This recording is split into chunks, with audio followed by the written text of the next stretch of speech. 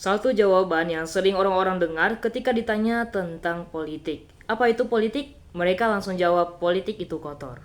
Dan ketika ditanya apakah pejabat itu korup, dan mereka pasti bilang semua pejabat politik pasti korup.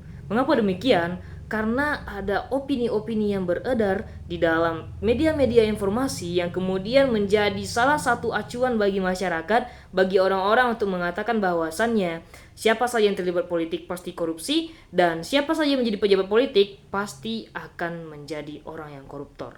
Lalu bagaimana dengan orang-orang baik yang ingin masuk politik? Tentu saja mereka yang awalnya baik seketika akan menjadi buruk di mata orang-orang karena mereka masuk politik.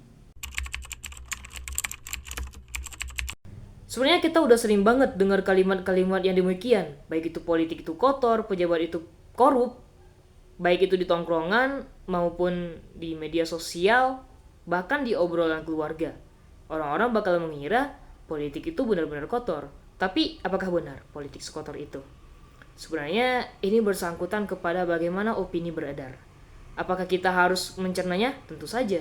Apakah kita perlu mencari sumbernya? Itu lebih pasti. Kenapa demikian? Karena apabila kita tidak mencari dan menggali lebih dalam tentang informasi-informasi yang masuk, justru setiap apa yang dikatakan orang tentang politik, kita akan menjadi semakin sinis terhadap politik, bahkan enggan dan ogah-ogahan untuk ikut ke dalam politik.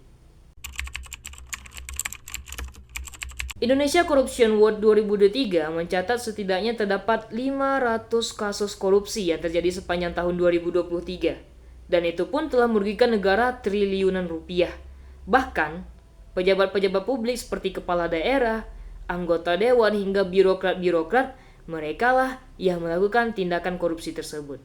Ini yang kemudian menjadi orang-orang mengeneralisir semua hal, bahwasanya siapa saja yang terlibat dalam politik dan siapa saja yang menjadi pejabat publik, pasti mereka bakalan korupsi.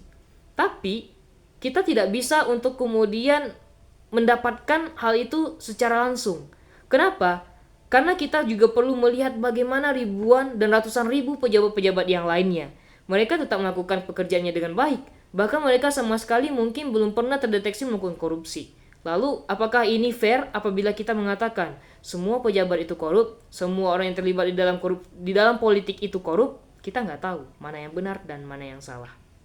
Namun setidaknya ketika kita melihat kepada pemerintah bagaimana mengeluarkan kebijakan-kebijakan yang mendukung anti korupsi, menghadirkan solusi-solusi yang berintegritas, bahkan menghadirkan sistem informasi bentuk pengaduan bagaimana cara kita mengadukan tindakan-tindakan korupsi.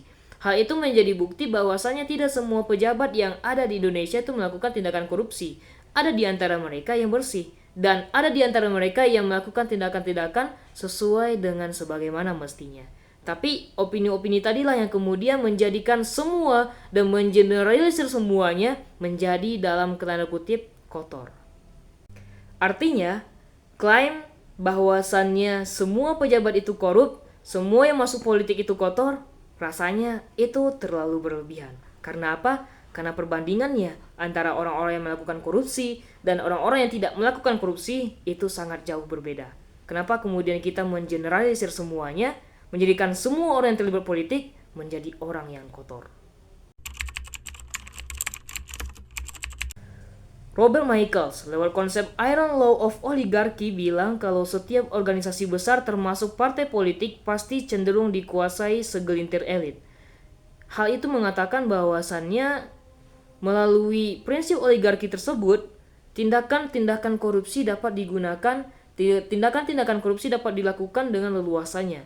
Kenapa? Karena di sanalah celah-celah bisa dilakukan penyalahgunaan kekuasaan sehingga terjadilah tindak pidana korupsi. Berbeda dengan teori yang satunya, yaitu adalah teori good governance, kita tentunya bisa menekankan kalau misalkannya pemerintahan bisa berjalan lebih bersih, asal ada transparansi, akuntabilitas, dan kontrol dari masyarakat. Ini adalah kombinasi daripada teori good governance tersebut. Jadi kita bisa mengusahakan bagaimana pemerintahan yang baik, bagaimana adanya politisi yang baik, melalui apa? Melalui teori good governance ini, yaitu adalah transparansi, akuntabilitas, dan kontrol masyarakat. Jadi sebenarnya politik itu nggak kotor, asalkan semuanya tetap berada pada jalannya dan berada pada sistem yang baik serta di dalam pengawasan yang benar. Karena itu integritas dan sikap anti korupsi jadi bekal utama buat kita untuk melawan sistem yang rakus kuasa.